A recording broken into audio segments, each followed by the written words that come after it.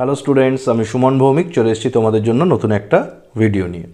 আজকের ভিডিও সম্পূর্ণভাবে বর্ধমান ইউনিভার্সিটির ফার্স্ট এবং থার্ড সেমের জন্য, কারণ তোমরা পরীক্ষা নিয়ে খুবই চিন্তিত।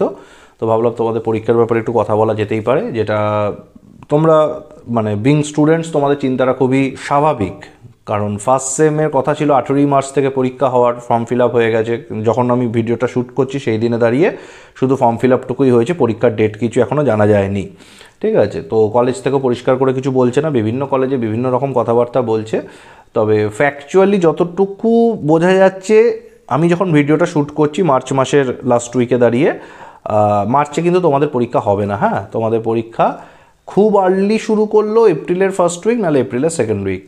একদম নিশ্চিন্তে থেকো, এপ্রিলের ফার্স্ট উইক মানে 2-3 তারিখের পরেই হবে। তার মধ্যে এতটা প্রসেস, মানে অ্যাডমিট, রুটিন দেওয়া, অ্যাডমিট দেওয়া, পুরো প্রসেসটা, ডিক্লারেশন, পুরোটা একটা প্রসেস থাকে এক্সাম প্রসিডিওরটা। তো মার্চের মধ্যে সেটার আর কোনো সম্ভাবনা নেই। আমি মানে I am standing on the very last part of March, সেখান থেকে দাঁড়িয়ে যেটা দেখতে পাচ্ছি, মার্চে পরীক্ষা হবে না, হয় এপ্রিলের প্রথম সপ্তাহ না দ্বিতীয় সপ্তাহ, মানে এপ্রিল ধরে চলে, বা যেদিন হবে হবে। আর থার্ড সেমের ক্ষেত্রে বলে রাখি, তোমাদের মের একদম শেষে নাহলে জুনে, তার আগে কিন্তু পরীক্ষা হবে না। যে কোনো কলেজে যাই বলুক না কেন, এপ্রিলে পরীক্ষা। অনেক কলেজে বলছে, তারা আমাকে বলছেও যে কলেজে বলেছে এপ্রিলে পরীক্ষা, অমুক দিন পরীক্ষা, তমুক ডেটে পরীক্ষা, কিচ্ছু হবে না ওসব।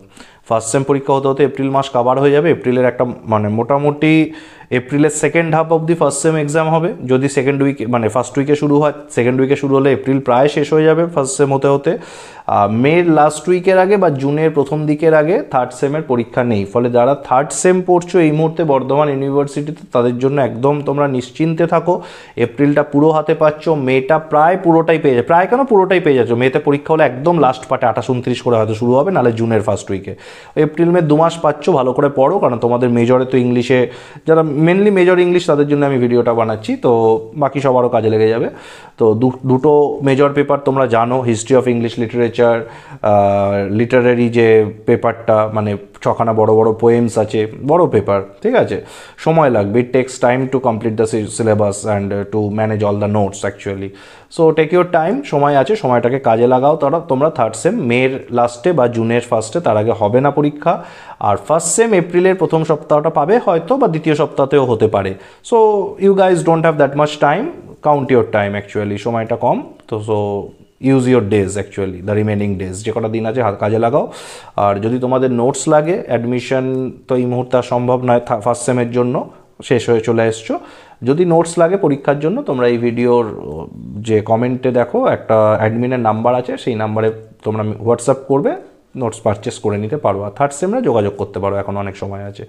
এতটাই রাখছি, ইনফরমেশনগুলো মনে হলো শেয়ার করা দরকার। তোমরা খুব চিন্তায় আছো, করলাম। যদি তোমাদের কাছে কোনো ইনফরমেশন থাকে এই ভিডিওর কমেন্টে তোমরা জানিও।